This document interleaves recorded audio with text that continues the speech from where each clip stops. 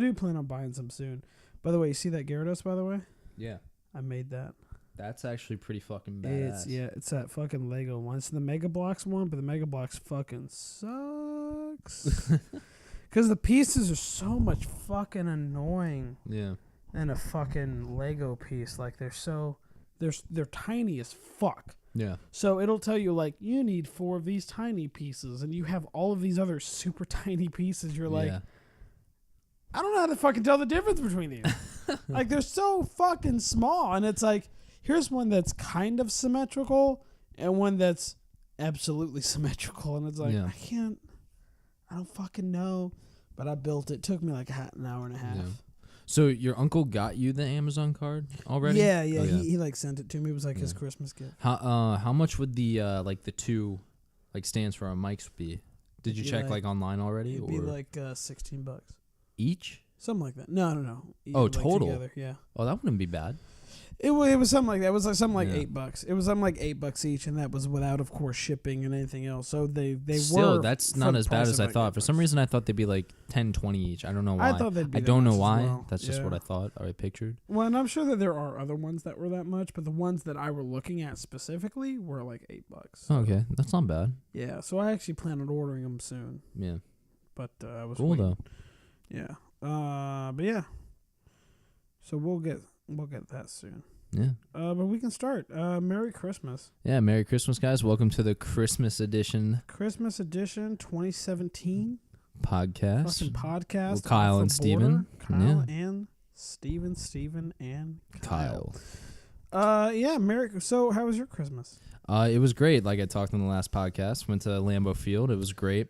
Yeah. Got to know some interesting stories about my dad with his 2 best friends growing up. It's pretty cool, actually. I don't know if he wants me talking about this, probably growing up, because my dad. Just don't use names, as long as you use other people's names. Yeah, like no, I just say my dad. Kyle. No, I just say actually one of his, oh crap, now I can't say it. Well, his 2 best friends, I got to meet up there, his 2 childhood friends, and where the area he grew up in was interesting. Mm-hmm. And some of the things my dad did growing up as a child, I would have never thought of in my dad today. My dad's like in sales, business guy, invest in stocks, very mellow guy. Still likes to go out and drink, have a good time, but very like mellow and social. But my dad was actually a pretty wild child back in the day, and did some interesting stuff. And I won't go further than that, but it's pretty interesting what you learn about your parents when you get older as compared when you're younger, when you have this vision of what they were their whole lives, and they're completely different when they were younger. They're just like you. Yeah. I get the same thing. I remember there was one time my dad, we went to go see a movie, and then after the movie, he used to talk about how he used to go see 2 movies for the price of 1. Mm-hmm. And I was like, what? Like, what are you talking about? Like, you knew a guy or something? He was like, no. He's like, we would watch a movie and then leave that movie theater and go right into another movie theater. And I was like, what? Like, it was so beyond me. I was like, what? You would do such a thing as just go see a free movie? He was like, yeah. And it's just like, as like a kid to their parent, it blew my mind that I was like, what? You would do such naughty things? Yeah. Actually, that's interesting, because technically there's no security really watching you at any movie theater. You could technically, if you could time the movie that you have, and you want to see a movie that's right after it, and the theater's closed, or you can go to it, or they don't suspect it, they only check it at the front. Yep. So once you're at all the theaters. It's not like they're at each theater. Your dad's a genius. Yep. He was, and can't believe I've never thought. He would even like throw that. people off too, because he'd like get out of his movie theater and then go use the restroom, and then, because usually the restrooms are in the back with the movie, and then he would go use the restroom and then go and just walk into another one that was starting, and it was ingenious. But when you find out like certain things that your parents do, you're right. It's like it's a throw off, because you're like, what? Yeah, you don't expect it. Break the law?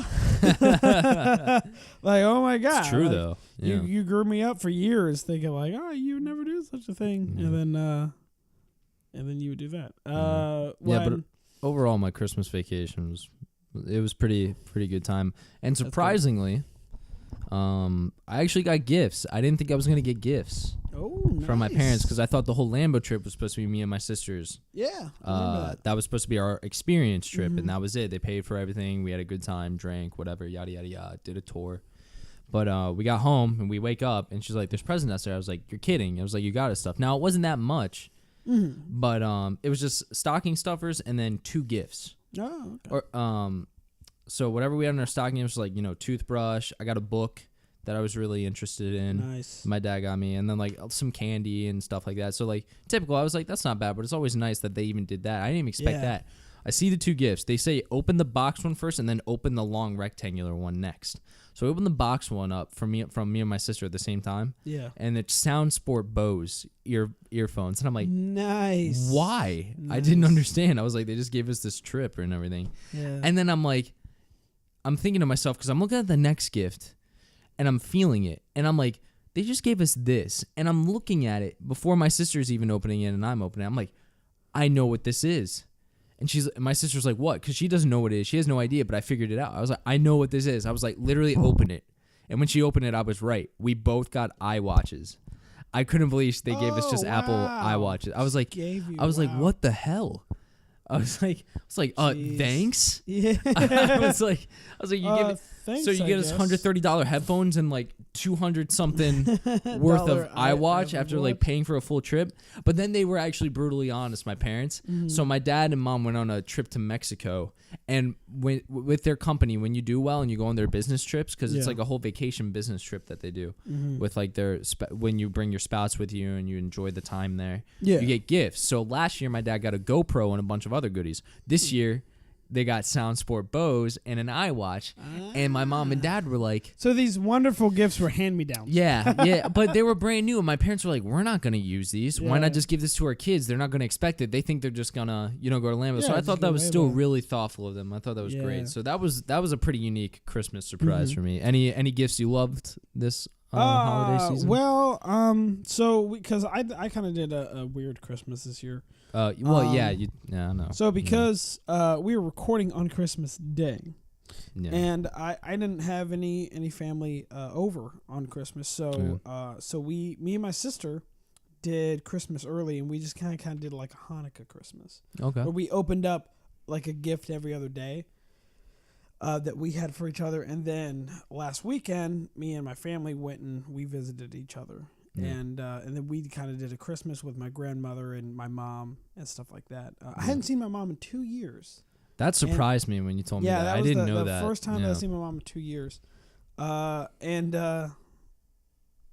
was great. Some good gifts that I got. Let's see. Well, obviously, so over there, the Gyarados cool Mega Bloks Lego ripoff is probably one of my proudest, just because that took me like 2 hours to build. Yeah. So it was one of all my other gifts. My mother, I know I didn't mention this last time. My mother did get me some comedian CDs.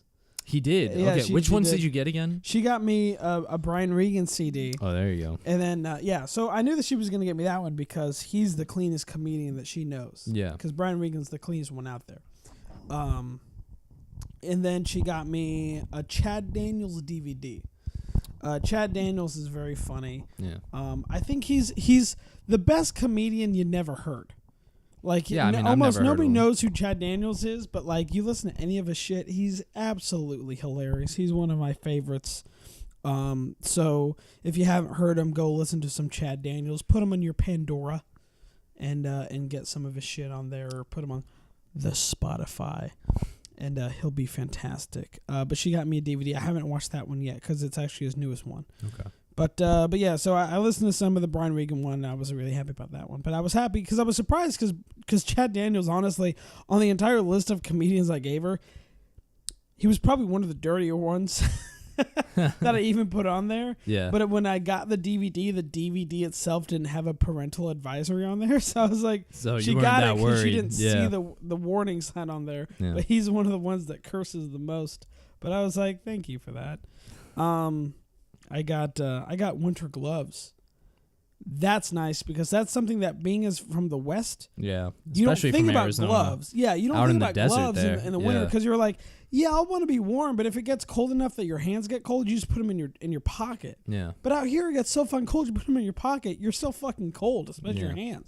So I got like winter gloves, and I was really happy about that because now I wear them I wear them in the car.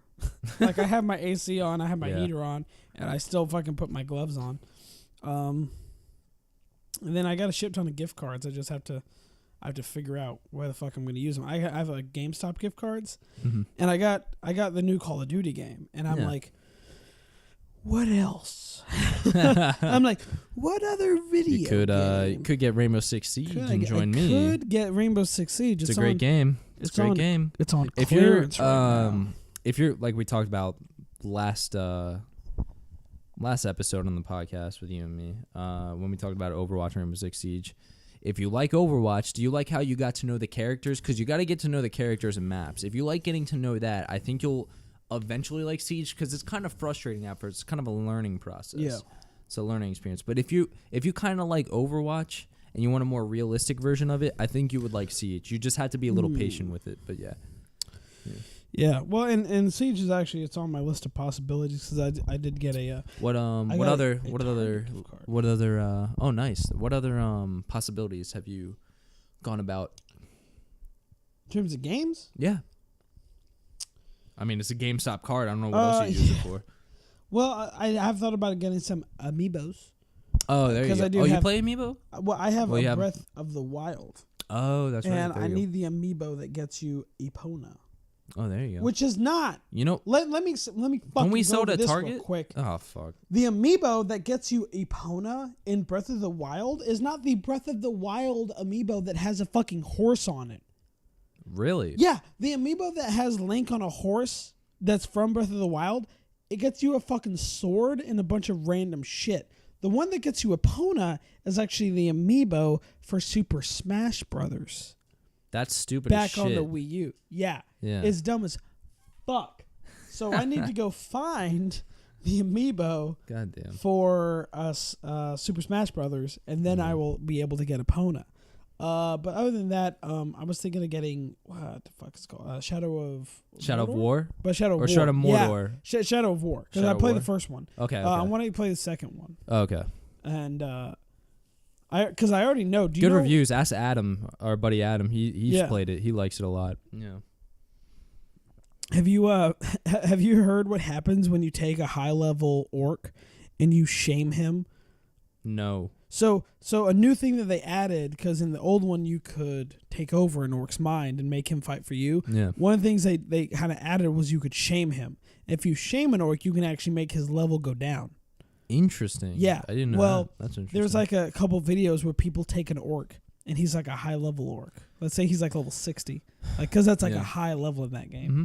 They take a high level orc, and the first time you fight him, he's like, "Oh, you Shadow Walker, I'm gonna kill you and eat your bones," you know. Yeah. Orc shit. Orc talk, as they do in that game. And then after the guy continuously shames him and brings his level down, he gets him down to like level 13 from 60, and he goes, "Please just kill me. Mm-hmm. All the orcs keep making fun of me. Just end my life." And you're like, holy shit. That's pretty bad. This actually. orc is fucking That's doing it. awful. And then once you get him down to 0, and you shame him all the way down to level 0 or level 1, whichever one's the lowest one, you take him from the highest level he can get to the lowest level, and he literally goes insane. Like, the next time you fight him, he just goes,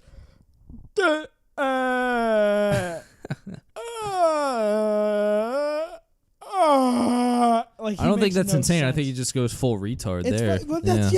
It's fucking crazy. And I'm like, that's such a weird and demented fucking thing to put in the game. Yeah.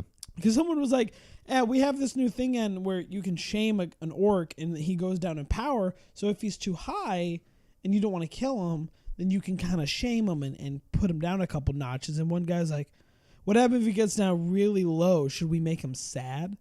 Like, yeah, I like that. Yeah. If he goes from a high level to a low level, he'll be sad about it because he used to be really powerful. Then one guy's like, what if we make him retarded?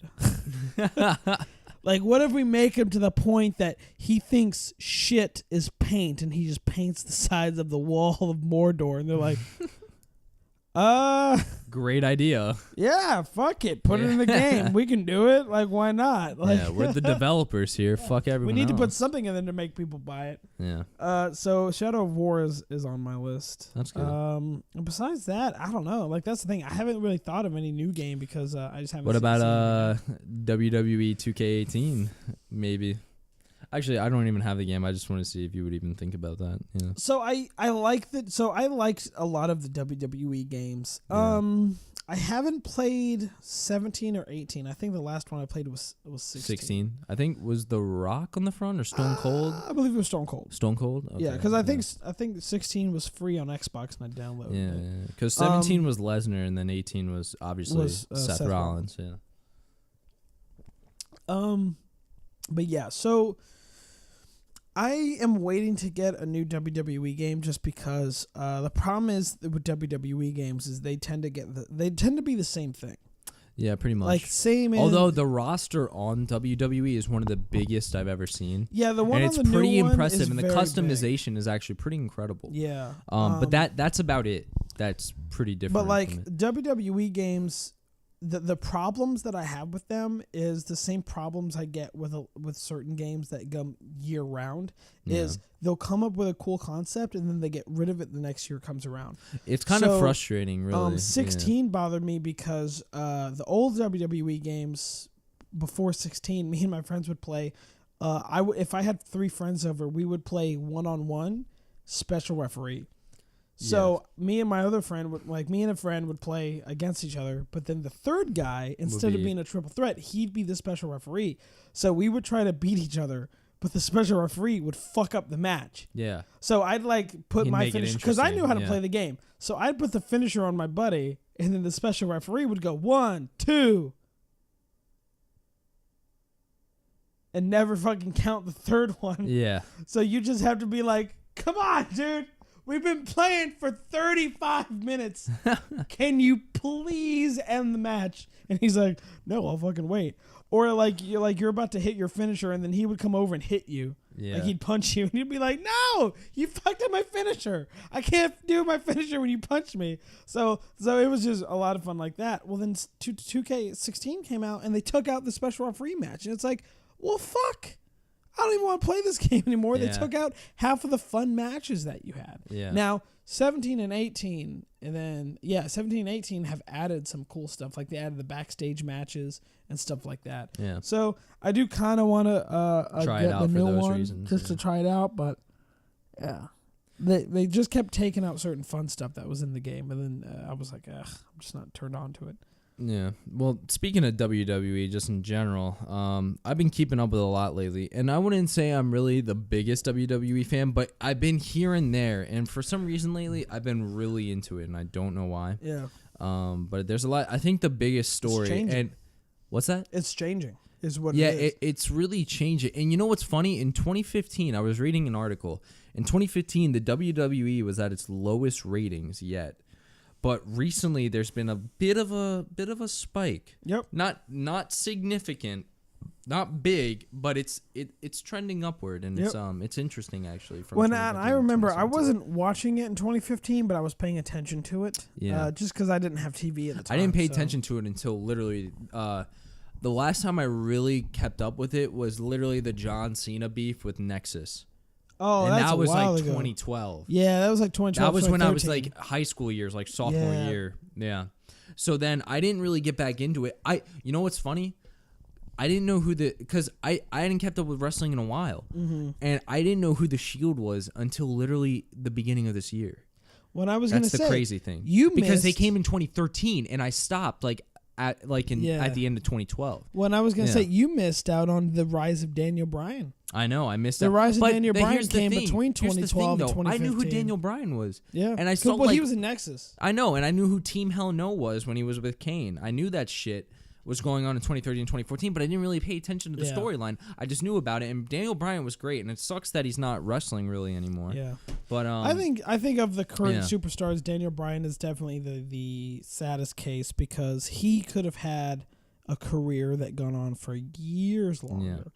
And I think honestly during the time that they had him, they didn't utilize him as well, which like I feel like some of that's on Triple H. Now and I that's don't exactly know. what I was I don't gonna know say. if it's the cameo that's really playing that Triple H doesn't like Daniel Bryan.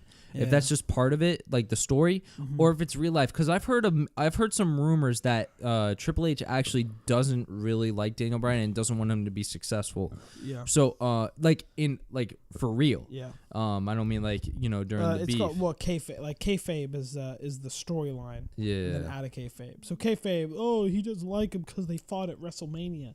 Yeah. But it's like outside of that, he doesn't give a shit. Yeah. Yeah. Well, and Daniel Bryan was a surprise because I remember when he first got a little bit of a push, just like he was in NXT, and then he started getting onto the main roster. I didn't really care much for him, like he didn't seem that much. But then, you know what it was? He grew that fantastic beard, and that the Yes he had, chance started to come out. That goat beard, and he got the Yes chance started. And I was like, you know what? He can be somebody.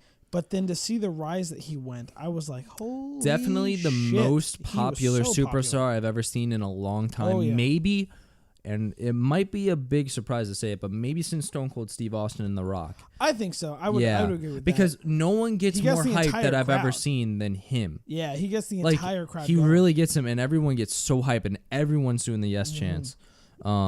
But anyways, I kind of want to talk more about the state of the WWE in today's age. Now, the thing that's really got me back into it is, and of course, it's got to be this way, the Shield. Overall, I think they've done a pretty good job with how they've handled it.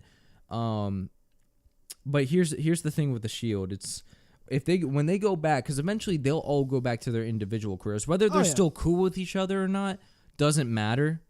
The thing for me is, they really want to make Roman Reigns the face of WWE for the years to come, like Stone Cold was, like Undertaker was, like but John here's Cena and shit like that. Yeah, but here's the problem. I don't see him panning out like I see Seth Rollins or Dean Ambrose.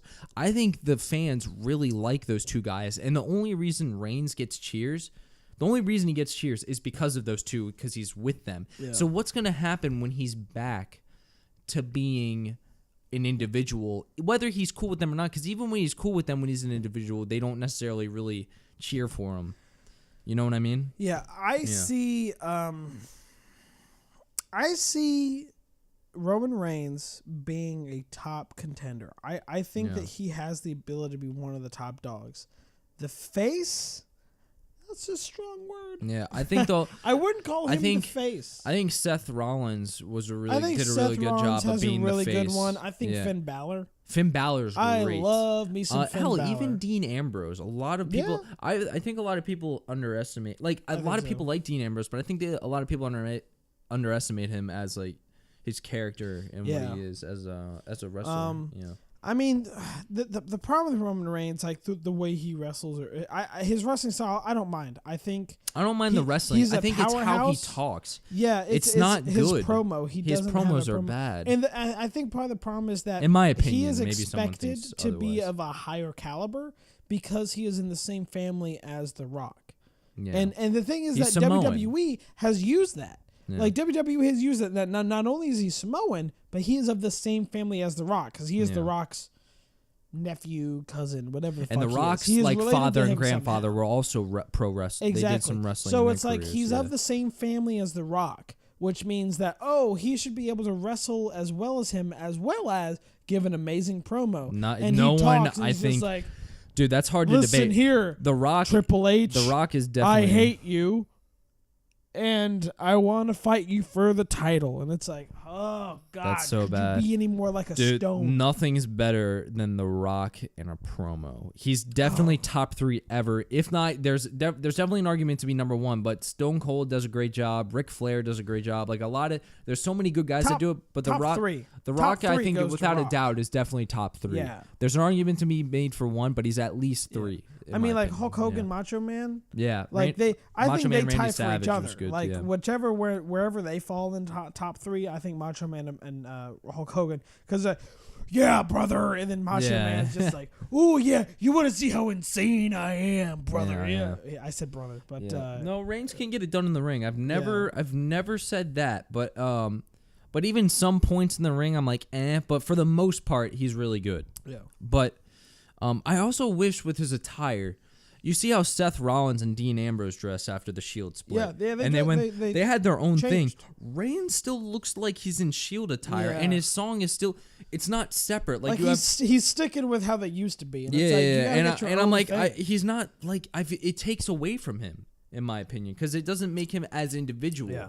As and he should be. You know what? I'll even tell you this. Yeah. Because after watching wrestling for a long time, as well as knowing certain professional wrestlers, I have met a few professional wrestlers in my life, and the thing that they continue to tell me is that being a bad guy is so much easier than being a good guy, because it's so much easier to come out and be like, hey, what town are we in? Michigan? Place fucking sucks. Like, it's so much easier than it is to do that than to come out and be like, hey guys, do you all guys want to like me? Do you guys want to be my best friends? Yeah. It's so much easier to be a bad guy. So at this point, stop making Roman Reigns the good guy. Make him the bad guy. Yeah. Make him the villain. Turn him heel.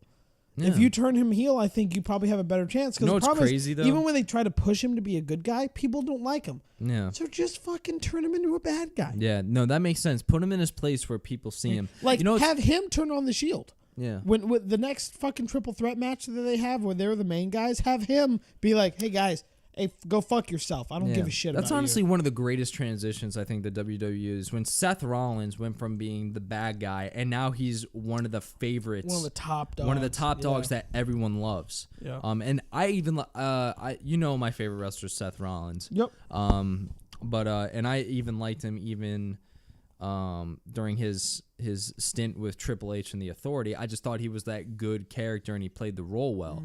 And like you said, it is easier being bad, but do you know how hard it is to go from bad to good just like that and people like you like that? But they did it so well because he came back from injury. He was betrayed by Triple H and he was like, you know what? Fuck these guys.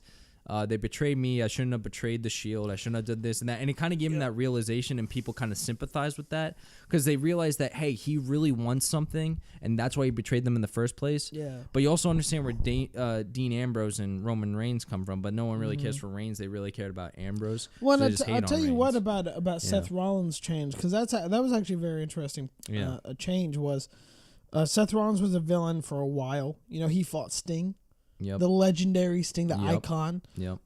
He fought a bunch of other people in that year that he was a bad guy, and then he went on injury and he came back. Yeah. And when he came back from injury, like he had a promo where he sat in the ring and he was like, "Well, I've been out for a long time."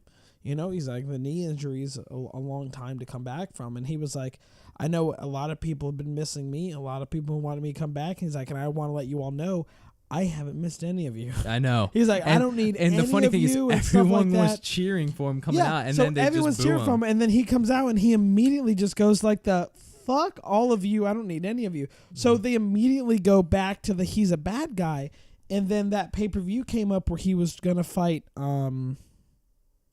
Remember, he was gonna fight didn't it for start his when championship. it happened? His change really happened when Triple H pedigreed Seth Rollins and gave Kevin Owens the United States title or whatever. Because it wasn't just Kevin Owens. I was trying to remember who. But that kind of set the ground, though. Well, yeah. Well, that was when that was the change because he came back. He was like, "Yeah, I don't fucking need any of you." He came back. You're like, oh, "Okay, he's a villain again." Yeah. And then they set up the pay-per-view, and he was gonna fight a couple of people.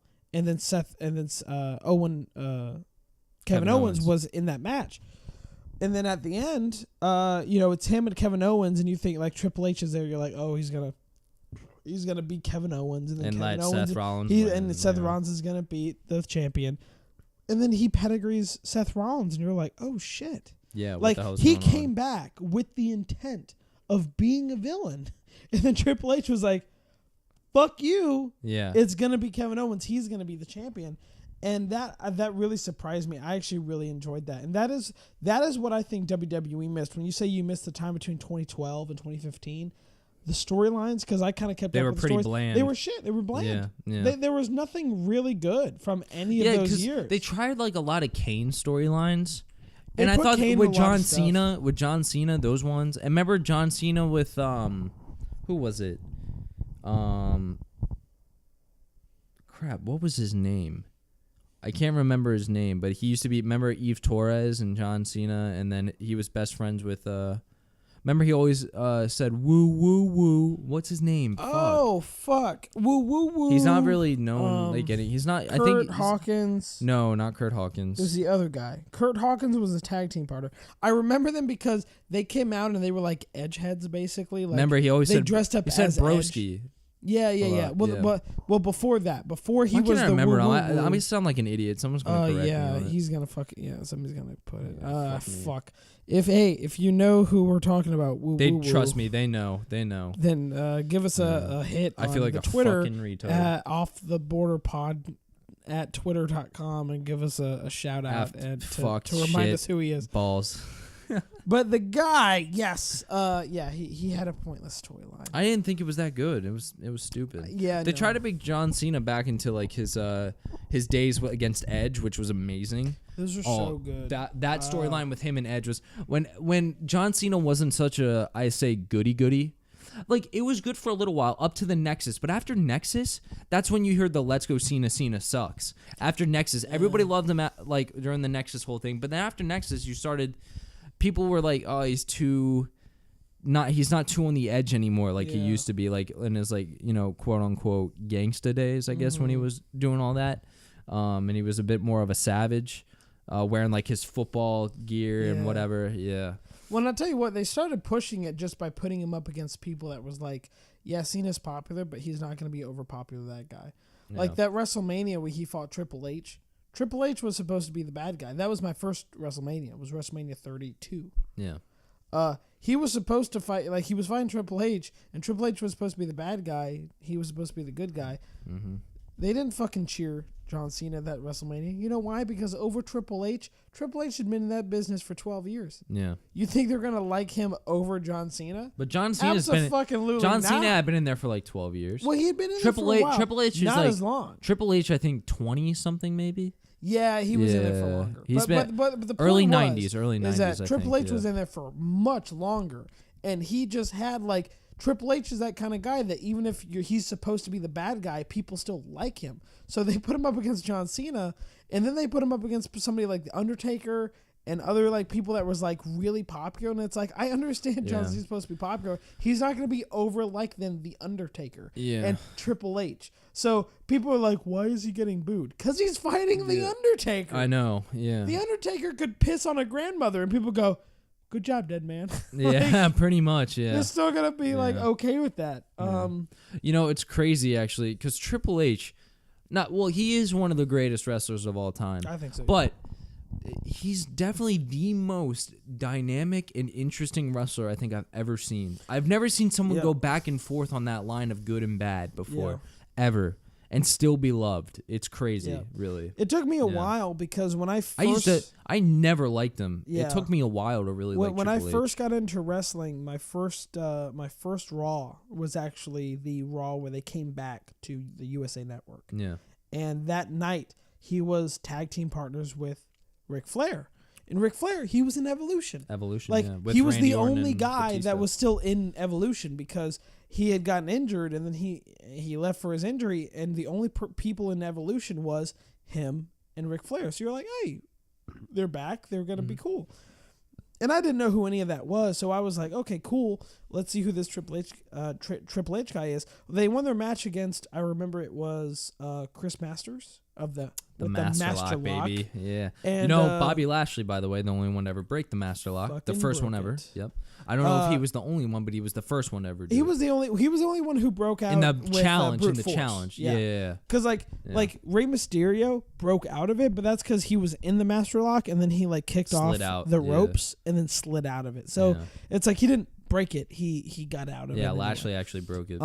But it was him. It was those two against Chris Masters and Carlito Cool, and they beat up Carlito and Chris Masters, and then they're celebrating, and then Triple H has a sledgehammer because he used it in the match, so he's holding it up, and then he's holding his hands up with Ric Flair, and the way they put their hands down, he takes the sledgehammer and he whacks Ric Flair in the face with the sledgehammer, and I'm watching this and I'm like, I don't know, 10, 11, something like that. And I'm seeing this guy, and the entire time they're talking about, like, Triple H is great friends with Ric Flair. Oh, Ric Flair and Triple H are the best of friends. And then he whacks him in the head. And I'm thinking, like, why is this guy beating up on his best friend? I thought they were friends. What the fuck is this show? And he hits him in the head, and this was when they would allow wrestlers to bleed. So Ric Flair is bleed, and Ric Flair had been bled open so many times. Yeah. All you had to do was flick him on the forehead, and he's fucking bleeding. Yeah, so Ric Flair is bleeding like crazy, and Triple H starts beating on him and calling him like a piece of shit or whatever, and he's beating the shit out of Ric Flair, and then he takes him to the backstage. It goes to commercial break. And I'm like, oh, man, that was some crazy stuff. I wonder what we're going to get back to next. It comes back from commercial break. He's still beating the shit out of Ric Flair, but he's doing it backstage. And he, like, beats him up in the backstage area, then takes him to his limousine that Ric Flair has, and he, like, throws him in the limousine and is like, fuck you, you old piece of shit. And he takes a sledgehammer and busts it through the window and then goes, get that piece of shit out of here. And I was like, ah! I thought they were supposed to be friends, and he's beating him up and breaking his car. Like, what the fuck is this show? After that, I had a hard time liking Triple H.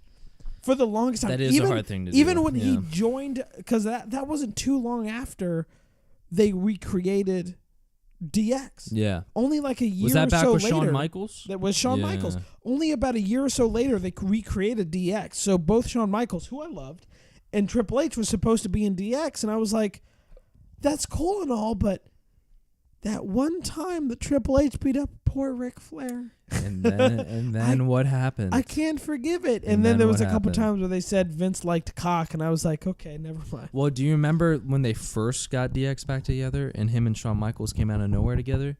Oh, yeah. In 99, he was like, let's get ready to suck it. And then he just pedigreed him and betrayed him again. And then it took years again for him to get back together. And then they had that nice stretch in the like before the 2010, like from like 08 to maybe like 2012. Oh, I think it was like no, or I think 2007 to like 2012. I think it was like 06, 07 to 09. Yeah. Well, no, it was 11 because 11 was like the injured. final WrestleMania between Triple H and Undertaker, right? 2011, I think. Yeah, but DX was already done by then. But Shawn Michaels was still involved. Oh, Shawn Michaels was still involved. DX was done by like 2010. Oh no, because. Remember, Shawn Triple Michaels had a H special guest referee that Hell in a Cell match. Yeah, but Triple H had 2 WrestleManias with Undertaker. Well, he had 3, but he had 2 WrestleManias with Undertaker. Well, the back to back after the two with Shawn Michaels. The 2 back to back was Triple H. But Shawn Michaels was the one that was either one before that or the 2 before that because he retired that match. Because he did 2 matches with Shawn Michaels and then he did 2 with Triple H, and then he went to do one with. Yeah. I forget who Undertaker did after Triple H, and then he did one with Brock Lesnar and lost his first ever. Because remember, he was 20-0 after his second with Triple, but then he went 21-0 and then lost to Lesnar, and then he ended up losing to fucking Roman Reigns. I want to say the one where he lost, where Shawn Michaels retired was 2010, because I went to that one. I actually was at that WrestleMania because it was in Phoenix, Arizona. Oh yeah, where I wasn't living there, but I was living in Arizona.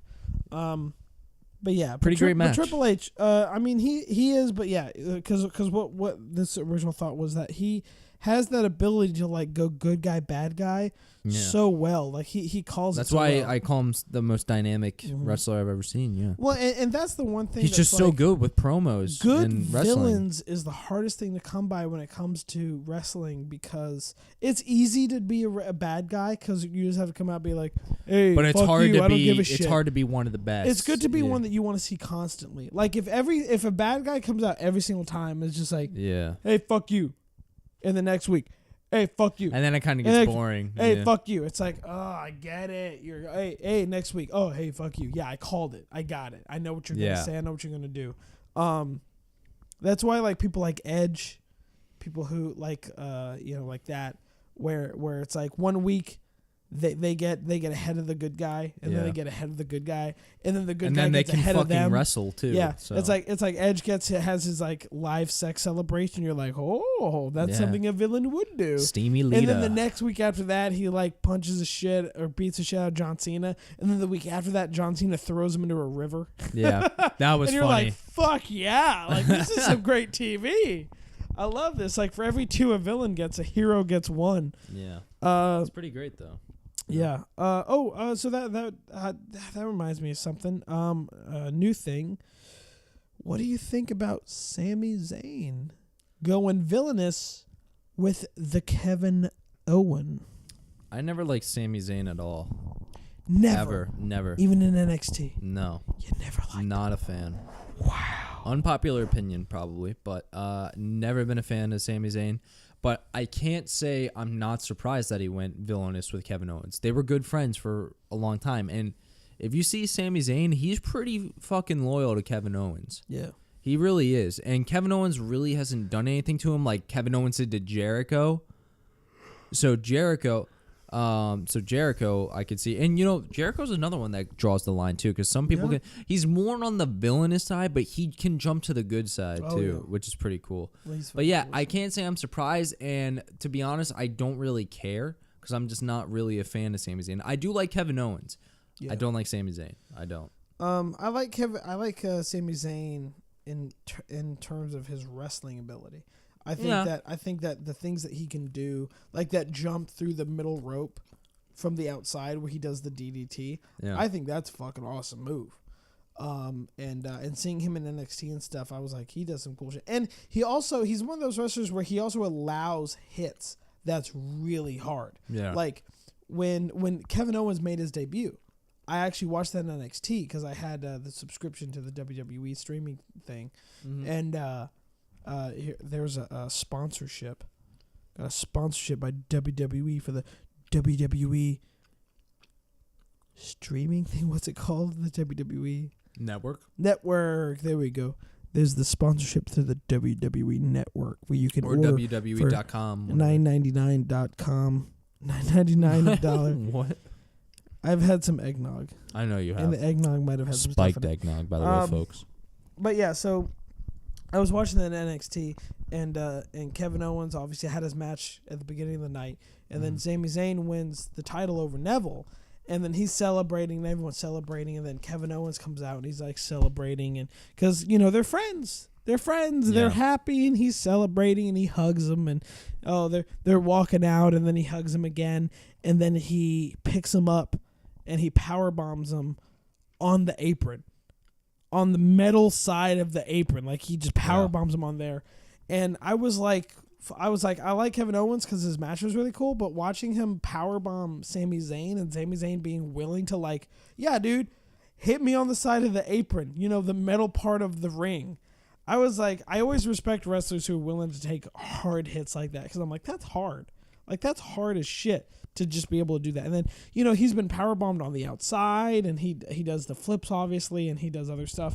So seeing the hits that he would take, I'm like, I respect him just for that. I respect him because he's able to take those hits. I never said I can't respect the guy. It's just that I'm just not a fan. Yeah. Well, so and where really I think WWE kept fucking him up, and where I think this heel turn with him and Kevin Owen is going to do him better, is he kept losing. Like, I think the whole thing, putting him up against Braun Strowman that they did for, like, 2016, I think that they did, like, a couple years ago. Mm-hmm. They put him up against Braun Strowman, and Braun Strowman won every single time. Like, they fought at three separate pay-per-views and, like, 2 Monday Night Raws. Braun Strowman won every single time. And it's like, that's not a fucking rivalry. That's not a fight I care to see.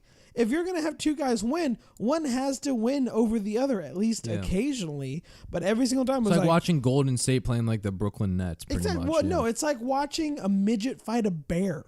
Because Braun Strowman is so fucking large. Yeah. And then it's like, oh, here comes Braun Strowman, the monster among men, the gigantic motherfucker. And then here comes Sami Zayn.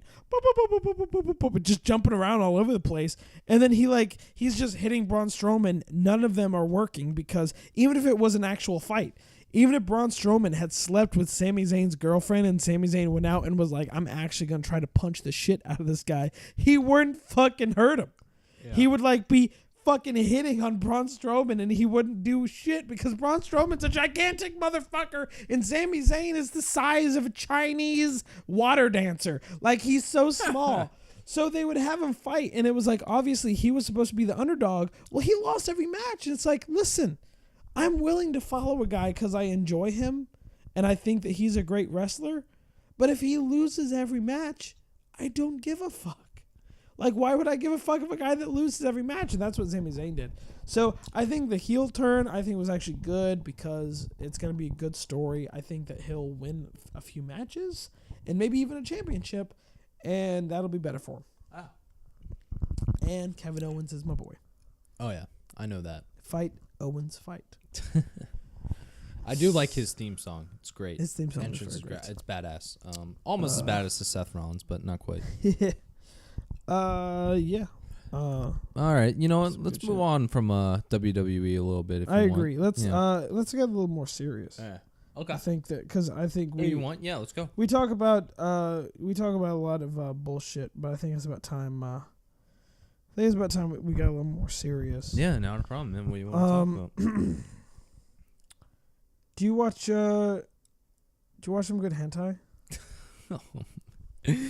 I do tend to watch hentai here and there. You know, as much as you love to talk about hentai, that's more your thing. I do watch it every once in a while. I do not mind, but I'm kind of more into the real deal, to be honest. Yeah. See, I've been a hentai fan for long years. I know. Long time. I am fully understandable. That's actually the first porn I ever watched. Yeah, I think it was the same for mine. Threw me, off my reality though. I was like, It wow, fucks that's with how. your- So that's how porn works. That's how porn is. That's how you fuck in bed. I was Yeah. like, so you know, the I'm girl trying is to. supposed to sound like she's in constant pain. And I'm just thinking to myself, like, why isn't my dick that long? God damn. Why don't I have any tentacles? Yeah, I goddamn. Why supposed don't to I have have tentacle 20 dicks. dicks and they're all Yeah. 20 inches long? Like, goddamn. Yeah, I think that was the first porn I actually watched because I went to Newgrounds and Newgrounds had hentai, and a buddy of mine was like, "Hey, check out this shit."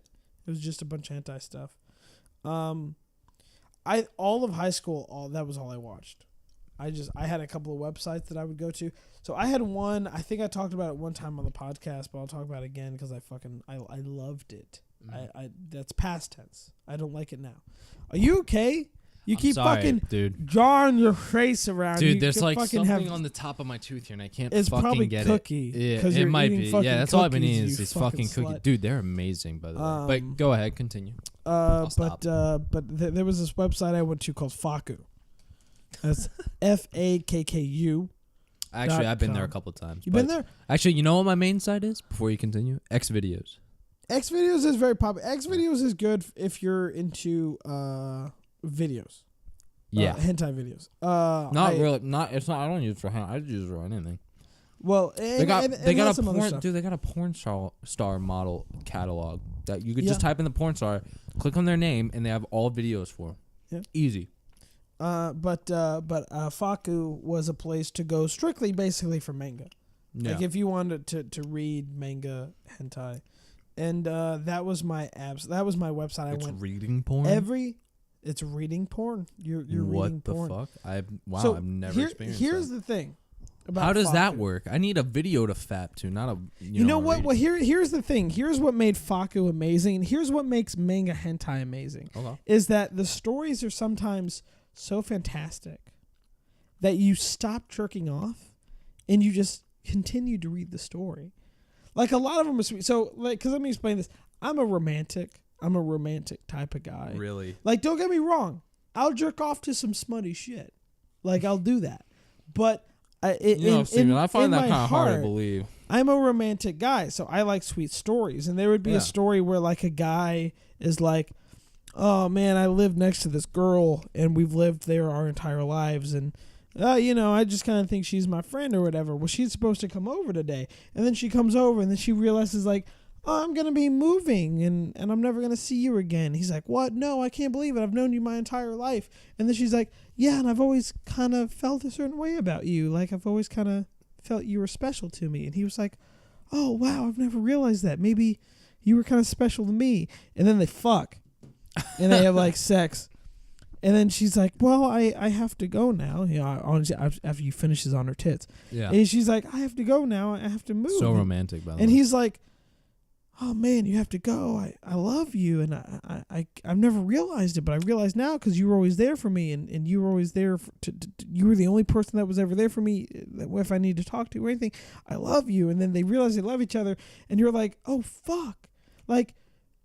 They were meant for each other, but he didn't realize it because he's an idiot, and they were supposed to be together. And then at the end, she's like, yeah, I moved. And then like he's like, well, I'm never going to see her again. And then he sees her crossing the street, and he's like, what the fuck? I thought you said you moved. She's like, oh, I did. I moved across the street. like we were neighbors, but now I just moved across the street. And he's like, what the fuck? And then they were like, well, then I guess we can keep dating. But it's stuff like that where they would just have stories that were so sweet that was like, oh man, like this is such a romantic story. Stories. I'm gonna jerk off and I'm gonna just come real quick so that I can continue finishing watching it. But the second best thing about Faku was the forums. They had forums that were fucking fantastic, and they had a comment section that was hilarious because obviously you watch a hentai, which is weird. Are you serious? Of course it's weird. And then you would go to the comment section of the porn, and they would have the best fucking comments. The one time I do that randomly sometimes, so just look at the comments, see if so I watched good. a weird video, I'm like, I wonder what people think, and I just crack up from the comments on the video. I think my favorite one is when you go to Pornhub and you watch a random video of like a girl getting gangbanged by 10 guys, and then you look at the subject and someone's like, "Hey, has anyone gotten that new Grand Theft Auto 5 DLC?" It's just so random sometimes. And then the comments underneath are like, yeah, it's pretty good. They have some pretty good side missions on it. Like, Actually, my favorite one is when somebody had Harambe as their profile pic when that was popular, and their name was Dicks Out for Harambe, and they said, thank you, and it said hashtag Dicks Out because like the guy had his dick out or whatever. He was doing that on like several videos, and I geeked every time just to look for it. But especially on Pornhub. On Faku, I actually created an account, and it was just for the sole purpose of putting comments on there because I figured as a comedian, I was like, oh, I can practice my stand up or my writing by writing funny shit on this porn site. And my favorite one is this one. So first I'll explain what the hentai was. This guy was like, I want to create the perfect girlfriend. So he was going to use like alchemy or something to like create a clone of a girl. But he needed the DNA of a girl. Yeah. And he was like, the only girl I know is my sister. Who so she's like on the couch, and he like walks up behind her and plucks like a hair off the couch or whatever. So it's already weird. So you're like, is that incest? Probably. You know, like he was going for his sister's hair, but fuck it, it's Japanese. The bombs really fucked him up, so who gives a shit? Yeah. So he takes the hair and then he does it, and then a couple weeks go by and he creates the perfect girlfriend. You know, she's created and she's like with him. He's like out with her, and he's like walking around with her like, hey, what's up? And he's like trained her to call him master. So she's like, master, are we having fun? He's like, you don't have to call me master when we're in public, but yes, I'm having fun. Well, this guy walks up to her that knows him, and he goes, hey, Sean. That's his name. I don't fucking know his name. He's like, hey, Sean, you have a girlfriend? He goes, yeah. He's like, oh, cool. I didn't know you dated girls that dress like that. And he goes, dress like what? And he looks over, and she has cat ears and a tail. And the guy thinks she's like cosplaying or something. And then he's like, what the fuck? And he gets her home and is like, what the fuck does she have cat ears for? Because they're actual cat ears coming out. Yeah. And he goes, why the fuck does she have cat ears? And then he realizes that when he plucked the hair off his sister to clone this girl or whatever, she had a cat with her. Like she had their cat on her lap. So when he got the hair off the couch, he got hair from the cat too. So he's like, fuck, I made like a cat woman. Well, then the girl is, and then where the porn kicks in is she's like in heat. And she's like, I need you to fuck me. So they fuck. And then like the end of it is like she gets pregnant. She ends up getting pregnant. And then they do it one more time when she's pregnant. And one of the best lines is she's like, oh fuck, you're gonna finish in my baby room. Oh my god. I was like, oh, baby room is the best. That's the most unsexy. In my baby room. Oh, not the baby room. Fuck, fallopian tubes would have been better than that. God damn. You're going to finish in my fallopian tube. Oh, my man. baby room. So the baby room is now what I call the vagina.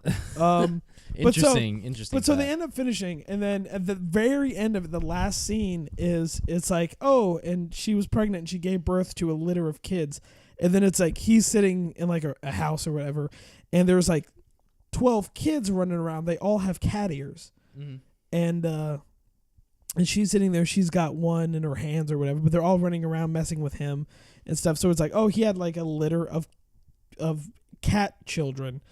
And the thing that stuck with me and the comment that I left is I was like, this is an interesting story, but what's even more interesting is the idea of her going into labor and going into the hospital and being like a doctor's in the waiting room, and another doctor comes in and goes, hey, Dr. Johnson, how'd that delivery go this morning? He goes, well, it was interesting. Why do you say that? This girl comes in and she's in labor and she has cat ears and a cat tail. And I don't really think much of it. I figure she's just kind of dressed up for maybe a costume party. Well, she gives birth to 12 kids covered in semen. And they all have cat ears and cat tails. He goes, wow, that sounds pretty weird. Yeah, but you know what the weirdest part of that was? She kept calling her boyfriend master. Oh my God, dude. Like, I put that on there and that comment got like 30 upvotes, and that was like the happiest moment of my life. I was like, yes, people stopped jerking their dick to look at the funny comment that I put. Thank you, Faku fans. You were like the greatest accomplishment of my life right there. Yeah. I had a couple of other ones that I put on there, but that was my favorite site. That's pretty great, though. I like that site. I'll end the story by saying that was my favorite site until they decided to sell out. And they decided that in order to have a profile or to get the content, you had to subscribe. That's dumb. So you had to pay money. That's all everything is now, man. You subscribe and you gotta pay money. What it used to be, it leads to money. So everything leads to money, man. YouTube, you can still watch YouTube for free, but now there's YouTube Red. So if there's anything in YouTube Red, you have to have the subscription. Have to have it, yeah. Well, most things still aren't, but like it's like interesting TV shows that YouTube does. Now, none of the YouTube Rev stuff interests me except for one thing, which is Vsauce. They do like his scientific shows. So they got like over 11 million subscribers, but he still puts up videos like every day. But for the show, it's a little different. You have to have YouTube Rev, which is I hate. But anyways, just something similar. Back to hentai. To compare to it, yeah. Back to hentai. But yeah, so that's my hentai story. I've always enjoyed it just because, again, there's so many amazing, funny, dumb stories that come from watching hentai. Well, I think the weirdest one and the most consistent one I've watched of hentai, actually, maybe not the weirdest, but definitely the most consistent, was this girl who was, tied up on her arms and had her legs spread out, tied up. Yeah. Big tits, fat ass. What else is new? In the hentai world, and this girl is just fucking her from her front in her vag, like with a huge ass dildo. Yeah. And she's doing it for like 5 minutes to her, and she's like, like a little Japanese girl is. You don't have how to they do in replay the hentai. noises, Yeah, I don't want to. That was terrible. But yeah, fuck yeah. I mean, you know better than me, so. Yeah. But anyways, then she stops for a second, and the girl's like, huh? And then you just hear the door open, and you just see this one male, this blonde dude, with this fucking huge cock just coming in behind her, and she's like, oh, like waiting for him, and he's just walking, and he gets to her and just puts it right in her butt and just shoves it up there while the other girl's sitting. She screams as it goes all the way in, and then they're both just fucking pounding the shit out of her. And you know what the most disturbing image of it all was? They showed the internal of like the line that's like in between her anus, like her intestines from her anus that's getting fucked by the guy, and then the dildo of the vagina getting fucked by the girl, and it's just one deep thrust and then the next deep thrust, and it's just like looks like pistons going back and forth. That's what it fucking looked like. So first, you were very descriptive with that one. I mean, what do you expect? It's hentai, man. Come on, you know better than anyone. Yeah. But secondly, I know exactly which one you're talking about. And then, do you know what happens later? They leave her on the ground and they shove bottles of wine up her ass. Yeah. And they put like fucking 100 of them up her ass, and then it just spill, and it looks like she's pregnant, and then it just spills out of her ass, and it looks like she just bled. Like, super weird ones. Yeah, that. I don't know. Tentacles are pretty weird, dude. I'll put this one out there. I'm not gonna go into detail about what this one is. but I'm gonna put the name out there, and I want you specifically. I want you to look it up later. And the audience, if they want to see that shit. Anybody listening, I want you to listen to or it. if you guys think you have something more disgusting, put it in the comments. Because trust me, I think we've both seen some fucked up shit. But anyways, what's the video? No, it's not a video. It's a manga. Oh God. Or it's a doujin, I think is what they call it. Okay. Just look up John K. Pita. That's John, just like Jonh. John. John. I can't even fucking spell. Yeah, we neither of us can. Whatever. And then we're too drunk. And then K, and then Peta, Peta. Okay. Look that up. Look up. You can go to images if you want to. Okay. Or you can look up like a website and look up the manga that he made. Just look that up. And the only hint of what I'm going to give you as to what you might see is rubber people. What? Rubber people. I'm not going to give you any more than that. Well, now I'm just completely interested. So curious. And I'm so confused at the same time, but I'm like, this is going to be something fucking weird. John K. Peta. It's some fucked up shit. Jesus, man. Hentai definitely what it did for me was it was a challenge when I watched it because I was like, let's see what I can jerk off to. It's not that it turns me on, but it's a challenge. Like, it made my dick hard. Let's see if I can make my dick not hard by jerking it off feverishly to this crazy shit that I'm watching. So that's what hentai did to me, and I think that's kind of what I enjoyed about it. Was every time I masturbated, it was a challenge. You know, whereas if you watch normal porn where it's just a chick with big tits going like just pounded by some and dick. then getting pounded by a cock, you're like, yeah, of course I can jerk off to that. But then like a chick is like, oh, I need to do laundry. And then a fairy touches like the dryer and the dryer gets a penis on top. And then she decides to do the laundry and also ride on top of a penis the entire time. You're like, that's a challenge. Can I jerk off to washing machine pornography? Like, yeah. And the answer is yes, I can. God damn. Challenge. Well, you're here to hear accepted. first, folks. Yeah, Steven can jerk off to that shit. It was a game I used to play. What wouldn't I jerk off to? And the question is, so far, nothing. New video every day. New video every day. Good try. Interesting. John K. Peta, for those of you that remember. I have one more thing that I want to do just before I think it's time to end this episode. Yeah. I think for the Christmas episode, we've talked about quite a bit. Let's see, the Christmas episode, we talked about pro wrestling, which is a bunch of violent dudes beating went into each other up. little bit about video games. Went into some Christmas gifts we got. Christmas gifts. Introduced that. Pro wrestling. Hentai. A lot of hentai. Quite a bit. Quite a bit of hentai. You know, Chris Kringle loves his hentai. Indeed. You know, the 8 tiny reindeer, because bestiality is perfectly okay to the Japanese. Well, yeah. But something I just want to shout out to is my good buddies Brandon Fusen and Stephen Tracy. Oh yeah, little BS Express. Just shout out to him, the BS Express. You know, because Brandon Fusen, he has called out on multiple occasions, Phil Brooks. Yep. Otherwise known as AKA CM Punk.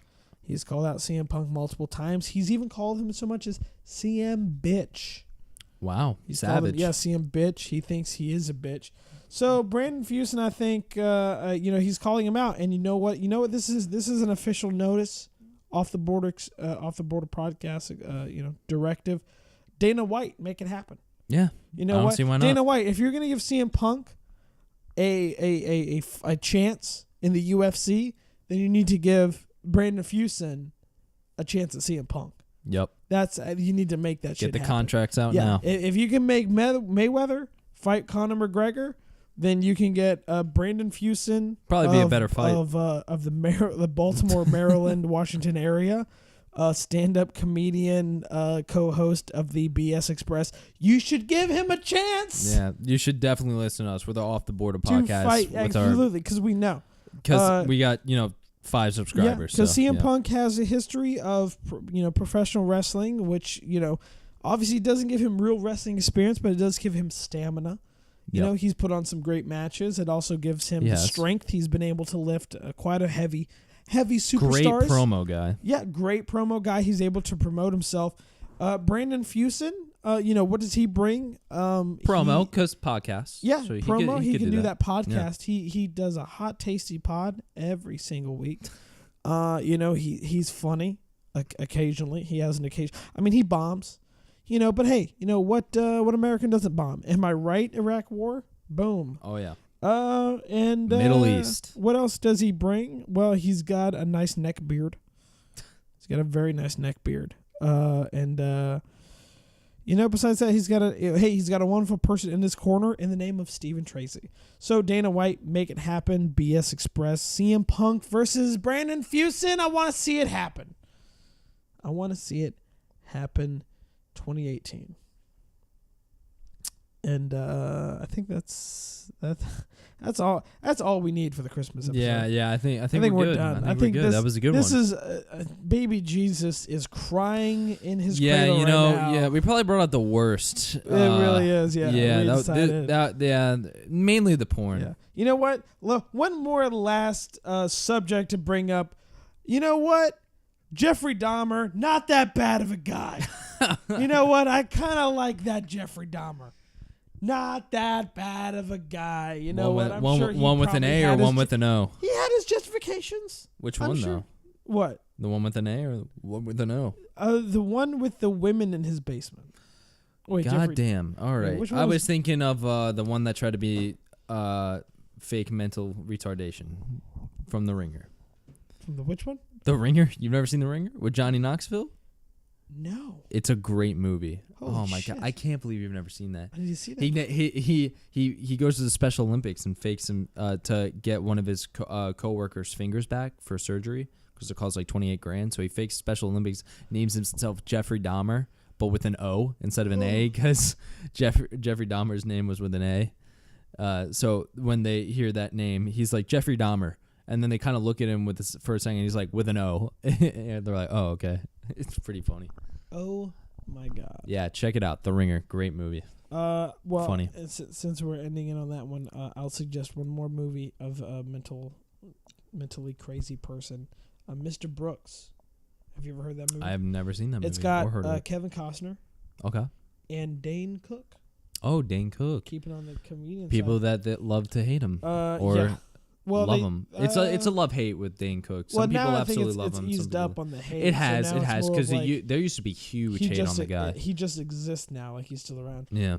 It's actually one of my favorite movies that he's an actor in. But Kevin Costner plays a guy who he's like by day he's a businessman where he runs a business, like a CEO of a company, but by night he's like a serial killer.